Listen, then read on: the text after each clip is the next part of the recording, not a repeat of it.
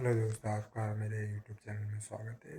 काफ़ी टाइम हो गया था तो मैं सोचा आज बना लेता हूँ। वैसे आपको ये मेरा नया लुक कैसा लगा? तो मैं सोच रहा था बैठे बैठे क्या करूँ, बना ही लेता हूँ। आज हमारे शोरूम में एकदम खाली खाली पड़ा है, कोई है ही नहीं। तो मैं सोचा आपसे अकेले में बात कर लेता हूँ। दोस्तों, बारिश हो रही है बम्बई में बहुत तगड़ी। हाई अलर्ट आ चुका है। हाई अलर्ट आ चुका है। पूरा बम्बई में बंद है। हमारा स्टोर चालू है। छुट्टी मिलती नहीं है, क्या करें। और हमें अपने बारे में क्या ही बताओ यार।